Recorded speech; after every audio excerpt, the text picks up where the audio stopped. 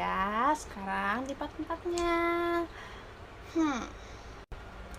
Jadi gue itu lagi dinas di Puskesmas Cibung Bulang. Di Cibung Bulang ini tuh gue masuk ke PK2. PK2 itu adalah praktik kebidanan yang kedua.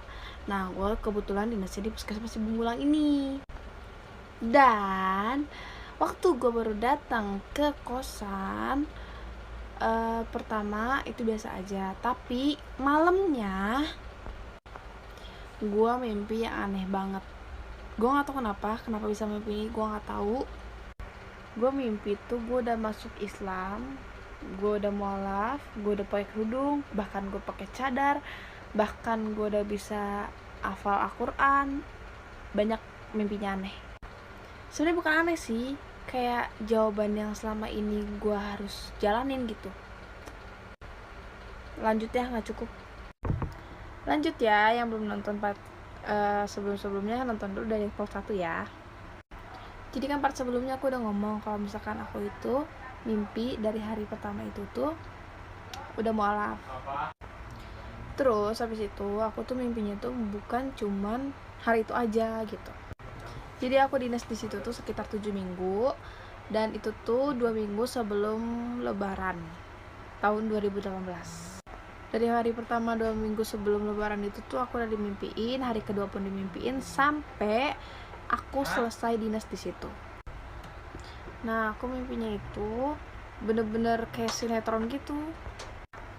Jadi kayak misalkan hari pertama aku itu mimpinya aku baru syahadat, hari kedua aku mimpinya apa, sampai ke 7 minggu itu. Lanjut ya, nggak cukup part 6. Aku ini nyelesain semuanya kok hari ini. Part 6 ya. Jadi waktu itu aku udah mimpi, aku kan dimimpiin terus. Nah, sampai aku dioperasi pun aku dimimpiin. Jadi aku sempat ada tumor di bagian paha. Habis itu aku operasi. Nah, pas operasi pun aku di rumah sakit pun aku selalu dimimpiin kalau misalkan aku emang udah pindah, aku udah beragama muslim, aku udah pakai kerudung dan lain-lain. Waktu lebaran pun aku pulang ke Jogja, di kampungku. Nah, aku kan ziarah ke makam Mbah. Aku nanya, Mbah, Colin harus kayak gimana? Aku dipanggil Colin ya sama keluarga. Setelah itu aku doa-doa dan malamnya aku dimimpiin sama si Mbah. Katanya, ya udah pindah aja, nanti biar ibu Mbah yang bilang. Dalam bahasa Jawa ya. Lanjut. Setelah si Mbah masuk ke mimpi aku itu, aku langsung fix aku bener harus pindah, tapi perlahan gitu untuk bilang ke ibu. Terus ceritanya gimana aku bilang ke ibunya. Jadi aku itu kan waktu itu pernah mau di endorse Pasmina, cuman aku tolak karena dulu pemikirannya aku seorang Katolik dan aku nggak mungkin aku terima endorse itu walaupun aku cuman pakai selempang gitu doang.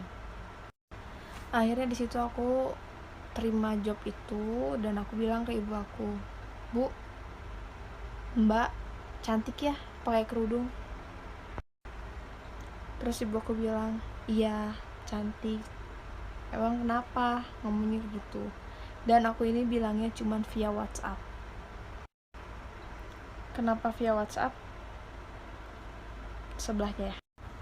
Mungkin kalian itu pasti bilang, kenapa via WhatsApp kok gak sopan banget?